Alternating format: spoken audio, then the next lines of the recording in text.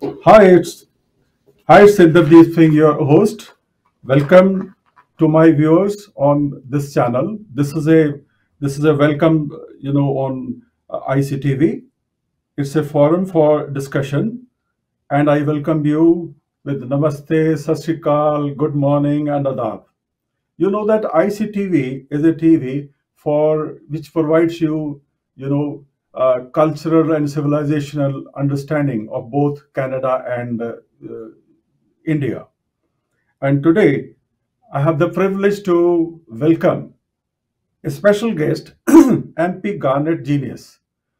Uh, MP Garnett Genuis is a member of parliament from the Conservative Party from Alberta. He is the Shadow Minister for International Development. He is he sits in two very important parliamentary committees. He is one of the most outspoken parliamentarians for advocating the human rights, civil liberties, both in India, both in Canada and abroad. He also takes up the causes of the people in Afghanistan, in Iran, and Cuba for their fight against authoritarian governments. Mr. Janis, welcome to this channel. Kind Mr. Janis, introduction. can you hear me? Yes, I can. Thank you. Thank you for that Okay. kind introduction. It's an honor and a pleasure to be with you. Okay, thank you. Thank you very much. Today we are going to discuss some of the aspect of Russian-Ukraine war, which is going on for the last 6 months, and the world is really worried about it. There's what is going to be the consequences of the war. Some of the pundits, political pundits, are predicting that it may end up as Third World War. Some say that it's going to be, tug of war between the two superpowers, USA and the USSR. Some people say that it's the beginning of new Cold War. I mean, before we start the discussion, I would like to give a brief introduction to the war, because so many questions are coming in the minds of the people, and it's really, that it's a really unequal war. It's a big giant Russia, and when the war started, people were really reeling under the effects of COVID. Nobody thought that we are going to face another crisis, in one form or the other. But unfortunately, it started, and people thought that in a day or so it will end up, because the war was really unequal. See the might of Russia in comparison to the pygmy size of Ukraine. But as the war progressed, we know that it really moving as a proxy war between Russia and the Western world. Western world means the Europe and the America, the NATO world. So that's how it progressed. And now the questions are coming in the minds of the people: that is Putin's personal grudge against the West? Because when the Russia was dissolved in 1991, it was thought that it's a big setback to Russia. And at that time, Putin was heading the KGB in East Germany. When he looked back, he was attacked there. When he looked back for help, all the Soviet soldiers deserted him. And that says was the traumatic experience he had there, and that's the grudge he's having for the loss of territory, for the loss of status.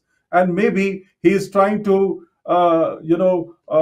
take back his old prestige, or maybe he is trying to recover the lost territory in the form of Warsaw Pact. So these are the things which comes in the mind of people.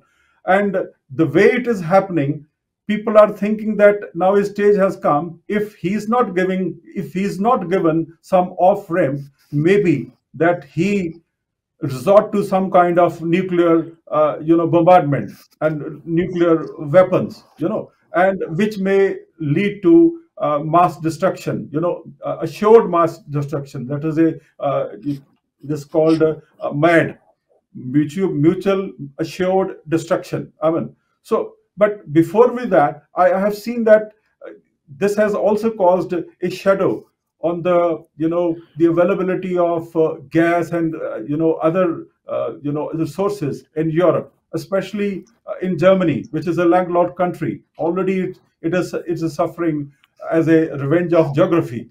I mean, it doesn't affect that much in France as it is affecting France, is affecting Germany. So that way, despite the fact that 11,000 sanctions have been imposed on Russia, it is surviving on the basis of the resources, the natural resources, as its indicative, because the Western world is totally dependent upon the supply of gas to their houses, especially during the winter times. So there are so many questions that comes in the mind. I don't think that we can cover the whole canvas of these questions, but let me see. Let us focus some of them, because as the war is going on, when the Russia entered Ukraine, he declared two apparent aims. One was to demilitarize Ukraine. The second was denazifies the Ukraine. You know, but as the war progressed and we have entered the 7th month, we have seen that I mean nothing has happened to the top brass political setup there. It is only the common man, the civil liberties of the man, the human rights of those countries, which is being affected.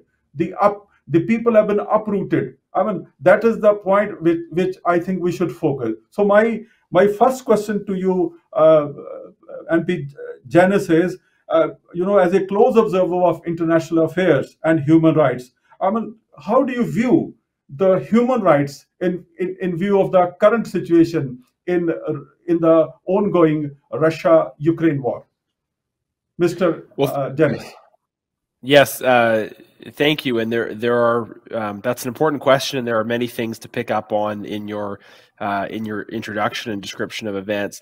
One maybe caveat I would just introduce is I would say I would not use the term proxy war. I think this is about Ukrainians that are choosing a democratic future of greater alignment and cooperation with Western countries. But nobody is fighting here in defense of Ukraine except the Ukrainians and foreign volunteers. Ukraine is receiving various forms of support from like-minded countries, but this is the Ukrainian people choosing to defend their own territory and their own vision of the future. And there's a lot of history if you look at the history of warfare of smaller, less populous countries, but where people are highly motivated and well trained and have a sort of home turf advantage, being able to repel and defend against a much larger invader. So it's incredible what Ukrainians have been able to achieve and are achieving in pushing back this horrific act of violence by the Russian regime. It's not. We shouldn't be presumptive about the outcome one way or the other, but it is part of, I think, a long tradition of when people are defending their home, their community, their values, their own rights, they sometimes are able to withstand even a larger invader. But I also see this invasion in the context of the question around an international rules-based order. We've tried to establish in the world kind of norms of the way countries behave towards each other, that they settle disputes peacefully, that they try to avoid armed conflict, that they try to resolve these things through dialogue, and that there are international legal mechanisms that try to regulate relations between countries, and that countries follow their commitment. So right after the end of the Cold War, the Russian government signed the Budapest Memorandum committing to respect and defend the territorial integrity of Ukraine.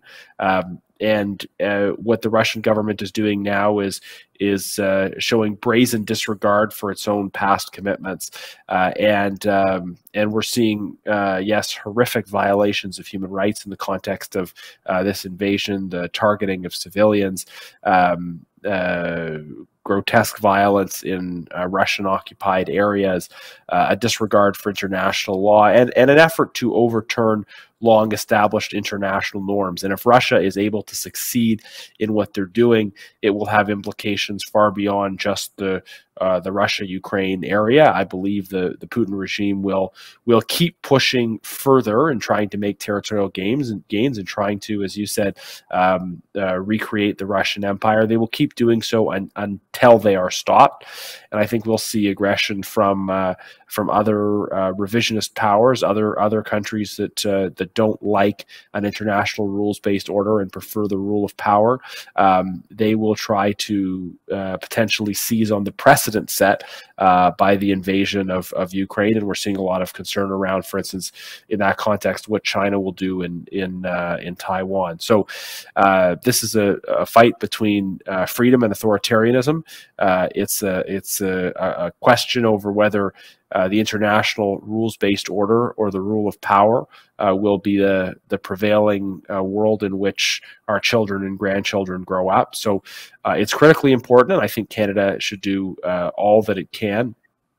Our party, our Conservative Party, has been encouraging the government to do more. We've seen some positive things the government has done, but also some failures. The government has, for instance, not followed through on energy sanctions. It has granted a waiver of sanctions to allow Russia to continue to export gas and use gas as a tool to fuel its economy and bully other countries.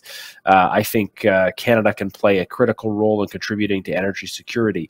You're right, there have been a lot of sanctions imposed, but the critical sanctions would be around energy, would be around stopping the flow of Russian gas and offering countries that import that gas alternatives. Germany has some alternatives available to it. It could not decommission its remaining nuclear plants, but Canada needs to step up to try to supply more gas and other energy-related products to other countries. So these are some of the critical steps we need to take, continuing to support Ukraine, being there for the long haul, but also really recognizing how the development of Canadian energy and export of Canadian energy is important for global security.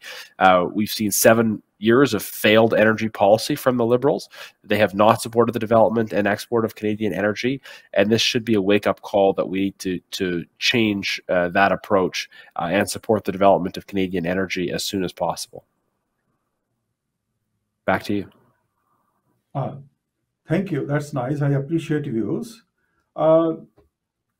MP Genuis, we are living in a democratic world, and every democracy has a political system where every political party has its own opinion about some international or domestic issues.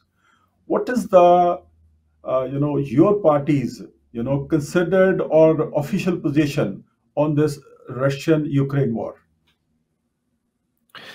Well, we very much stand with the.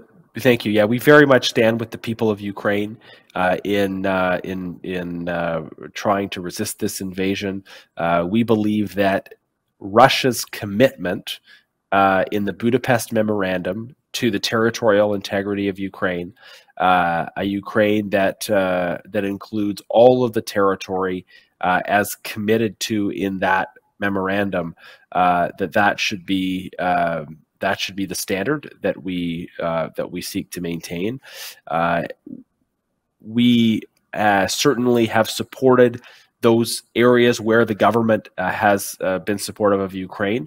It's our job as an opposition not to oppose everything, but to constructively push the government to do better. And there have been some big gaps in terms of support, though, for Ukraine. We've called on the government to do more in terms of quickly supplying vitally required weapons to Ukraine. But in particular, we have called for a different approach to energy policy. We have had, under the Liberals, 7 years of failed energy policy, not supporting the development and export of our energy resources. That has created the circumstances we're in now, where we're not really able to play the part we could be playing to support Europe and help Europe be less dependent on Russian gas. So we need to step up now. We need to do our part now, and that means working with our European allies to support the imposition of tough energy-related sanctions to rescind the waiver that the Liberals are using to actually send turbines back to Gazprom, the key Russian pipeline company. These are some of the measures that we are calling for the government to go further on. So our party very much believes that Canada needs to be supporting Ukraine and doing more to support Ukraine and support our European allies. Thank you. I appreciate your view. You have taken a very considered view on the Russian-Ukraine war. Let me move to the next question. Mr. Genuis, usually whenever there is a war, all the countries see it as an opportunity. I mean, either to participate or to side, take party with some of them, with some of the combatants, or remain neutral, And the experience of America, when he interfered in the Afghan affairs, is not good. After staying for about 20 years, the experience was not encouraging, and it had to, hand over power to the people he really hated, the Talibans, and then came out, humiliating way. So, what do you think? Do you really endorse the opinion that Canada should not jump into the, war? And because especially we are started living in a deglobalized world where every country is looking upon its own national interest. Their national interest is supreme. So, do you really endorse? My question is: do you endorse the view that Canada should not enter or jump into the war, the current going on, the current Russia Ukraine war? Well, nobody's calling on Canada to be a combatant under the present circumstances, but I think Canada is a country that is organized around commitment to a certain set of principles, a belief in universal human dignity, in justice, in freedom and democracy, and self-determination, and our foreign policy is the working out of those same principles in our actions beyond our borders. So while we generally would not be combatants in conflicts we see in other parts of the world, we shouldn't be neutral either when there are questions of fundamental justice and human rights. So that's sort of the moral dimension of it. But I think there is a strategic dimension of this for us as well, in that we are safer, we are better off in a world where human rights and the international rule of law is respected. And one of the questions that's at play in the Russian invasion of Ukraine is, are we going to be a world going forward in the 21st century where powerful nations feel at liberty to dominate their periphery, where it is the rule of power only that prevails? Or are we going to live in the kind of world where nations govern themselves according to rules and according to human rights, and if they fail to, they face severe consequences in terms of economic and other forms of penalization. So I think we are safer in a world that is organized around law. So there is a moral dimension, but there is also a question of our own security interests, and I think both of those things marshal towards us supporting Ukraine doing what we can to support a victory by Ukraine, which means providing aid and equipment to the Ukrainian side and applying tough sanctions towards the other side. Thank you. Thank you. It's nice. Nice. Great. My next question is regarding the mediation. Usually whenever there is a war, all the countries in the world get a chance to mediate, because once the war starts, nobody knows where it will going to end. You know, as NATO countries, as Warsaw Pact countries, they all had the chance to mediate and put an end to the war. But unfortunately, nobody came forward. And now the question comes that if there is a such chance, could Canada move ahead as a mediator and resolve the issue before the war started? Because even long before the invasion, they were, whispering that, Russia is, encircling Ukraine, and there is going to be a long war. But do you think that we lost that opportunity to mediate and could have avoided this war? I think the failure before the war was not of a failure to mediate, but a failure of deterrence. What was motivating the Putin regime was low popularity at home, ambitions to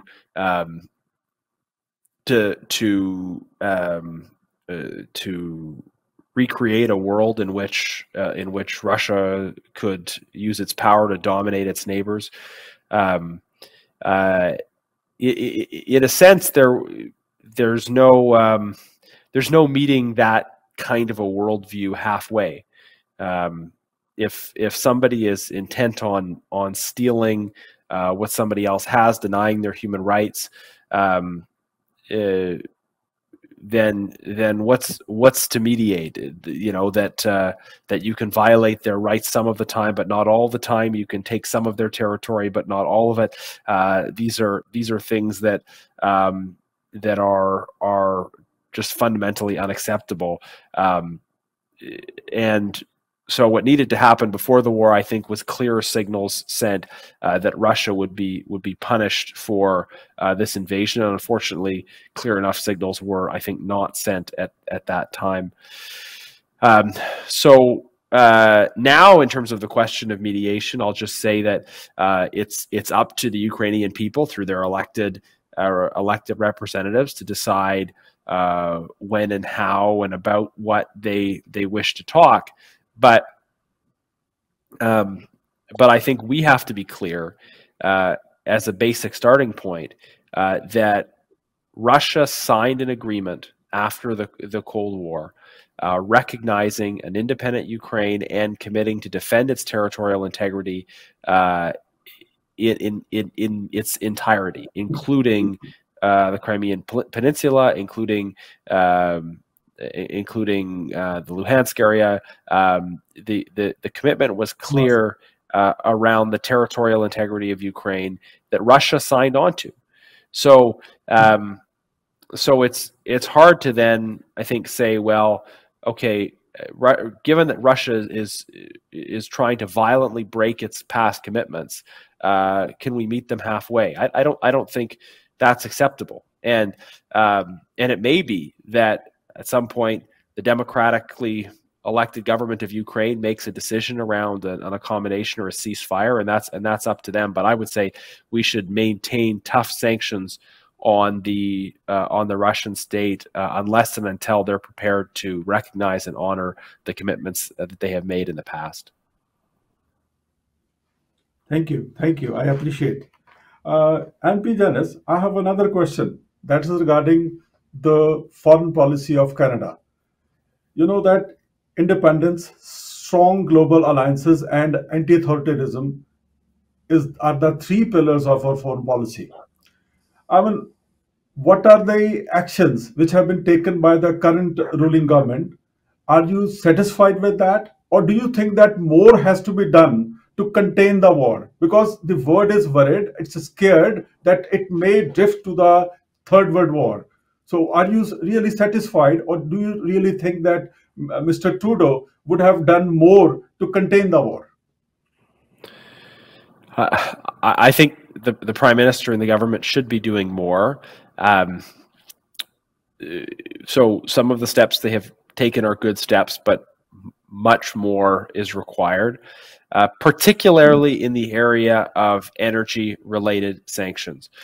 We need to see a collective effort by the democratic world to starve the Putin regime of their economic capacity to wage war.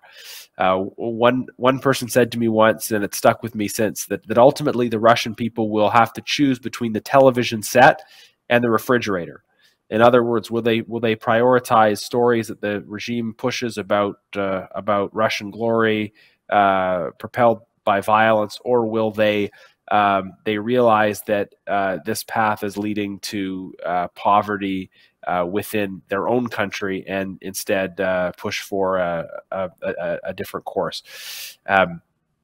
In order to get to that critical choice point, we must have sanctions that target Russia's energy sector. But the Trudeau government granted a waiver on sanctions that allowed the maintenance and return of turbines to facilitate the export of Russian gas through Gazprom pipeline Nord Stream 1 to Germany. And we opposed that waiver. We said we should be working with Germany to support alternatives, and we should be giving no quarter to the Russian government in terms of these sanctions. So much of the Russian economy depends on on energy exports, and the vast majority of their gas exports are going to Europe. If Canada can step up its supply of energy to Europe, but also to our Indo-Pacific partners, for instance, Japan, South Korea, then we can have a major impact in starving the Putin regime of their capacity to wage war. So Ukrainians are fighting heroically now. Of course, we hope for a quick victory for them, but the war may go on for some time. And so even if it takes time, we need to work as quickly as we can, starting now, to retool our energy policy towards supporting the significant expansion and export of our energy resources. Thank you. Thank you. I appreciate your answer. Now, let me move to the next question. This is regarding the Putin, the desperation of Putin. Now he's stuck up in war. And the same thing happened in the case of Hitler. When he stuck up, the whole world was worried that how to give him an off-ramp so that we give him some concession so that he could have an honorable retreat. Do you think a time has come when the world should give him off-ramp so that he doesn't resort to anything destructive, or he may resort to some nuclear warfare, as the world may end up, as a big catastrophe? Do you really believe that the time has come? Because we already, spent 6 months. We have entered the 7th month of war, and there is no, visible signs of its ending. So do you think that the world should now seriously consider and offer Putin some off-ramp so that he could have an honorable retreat from the war? Well, I think that becomes more difficult when we start talking about particulars, right? So if the proposed off-ramp is that Putin can withdraw all Russian forces from Ukrainian territory, and then begin the process of reintegration into the global system. I think that would be a great off ramp, provided that the Putin regime was prepared to make that withdrawal. I think, though, sometimes when people talk about an off ramp, they mean they mean some kind of an arrangement that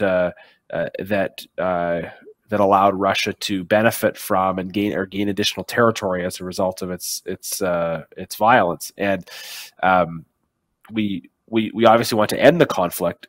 We would like quote unquote off ramp, yes, but not one that that incentivizes finding another on-ramp, right? If you normalize relations following violence without kind of a reckoning around returning what was stolen, and you reward that violence, then just further steps and further steps will be taken.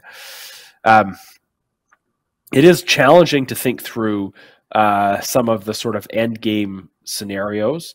Of course, I think what I would hope for most is political change inside of Russia.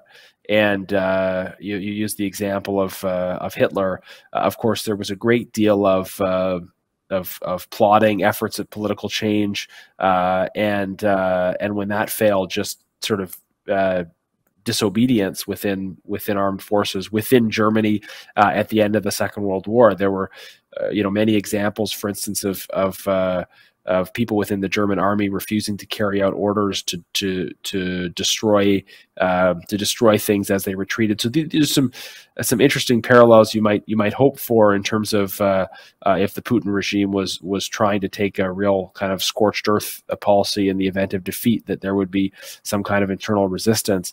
And I mean, we would hope, of course, that Russia eventually is able to pursue a democratic politics within itself that respects human dignity and human rights. There's a lot of other possible scenarios. One possible scenario, I suppose, is that the Putin regime is defeated, and then they cover up that defeat in propaganda for a domestic audience, which says something else. Let's state the obvious here. I mean, the Putin regime doesn't want a nuclear war any more than we do. And as much as they I think try to look a little bit trigger happy sometimes to make us all nervous, we have the same interest in avoiding that, and we cannot allow these sort of threats to lead us to make concessions that have the effect of encouraging future violence and further undermining international rules. Thank you. I appreciate your view. Now, let's focus on India. You know that the ranking of India at the global level is taking a nosedive every passing day. And when the farmers in India last year, they blocked all the arteries leading to the national capital, that's Delhi. The Prime Minister of Canada, appealed to our Prime Minister in India, Mr. Modi, that he should, scrap the black laws regarding the farmers. When the same situation happened in our country, in Canada, when the freedom, convoy blocked the, important arteries of or the roads in Ottawa, the same Prime Minister, resort to emergency measures to contain that, unrest. Don't you think that it's a classic case or the textbook case of double speak? In one country you have a different stand. When it comes to your own country, you have a double standards. You have a different stand. What is your opinion on that? Yeah, it's an interesting question. I might just say, first of all, in general terms about the Canada-India relationship and human rights, I think the Canada-India relationship is very important. Obviously, we've got strong people-to-people ties that are facilitated by the very large Indian diaspora here in Canada. I think the Indian diaspora here in Canada want to see us raising human rights issues, and we can and we should seek a mutual, respectful dialogue between Canada and India as it relates to human rights, and that means raising human rights issues in India, and it also means absolutely Indian politicians, representatives asking questions about human rights issues in Canada. I think that's just totally fair ball. Now, some people might say, well, those situations aren't analogous because, or, we do things this way, you do things another way because, but I actually think that mutual dialogue is really beneficial for both parties. And I think the human rights issues and challenges are somewhat different. They're born of different histories and different realities. I've spoken out at various times against the anti-conversion laws that we see in certain states in India. I've been very critical of Bill 21 in Quebec. And I don't mean to make equivalence between these different issues either. I mean, the different issues are different, but the dialogue back and forth on human rights is part of a broad and respectful relationship that includes pursuing closer trade ties, working to counter the aggressive security threat associated with the government of China's actions. Of course, on the security front, we want to see, we hope to see India move away from the Putin regime and align more with countries that are democracies. But it's a multifaceted relationship. There's many different aspects, and it's good for both countries to talk to each other and challenge each other, whether it's the farmers' protest or the response to the convoy. I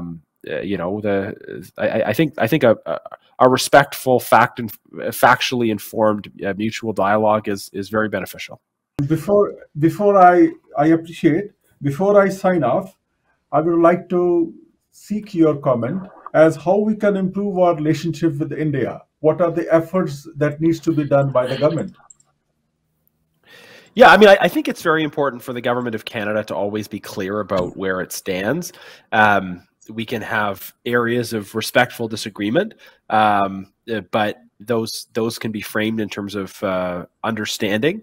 And as long as we're clear and upfront about where we stand, and then we focus on areas where we do agree and where we can collaborate. There are many areas where I think we can collaborate. I think the two biggest would be economic relationships, expanding trade relations, and then number two, recognizing some of the challenges of a more aggressive authoritarianism in the Indo-Pacific region, trying to look for ways to work together to defend and promote democracy and the security of democracies in that region. And then I mentioned already human rights dialogue being an important area, and I think that can contribute positively to relationships and understanding when it's done right and done well. But certainly when it comes to regional security and economics, it's I think a fairly seamless partnership there, and we should work to develop those areas of strengths. And continue the dialogue in all other areas. Okay, I appreciate your views. And that's all. Thank you very much for the time you have spent for this forum. And we'll hope that we'll meet again soon. Thank you, and have a nice day for sparing this time. Thank you. Well, thank you so much for having me. It was a pleasure, and happy to chat again anytime. Before I sign off, I promise to my viewers that I will come with a new guest with more question and answer session. Till then, namaste.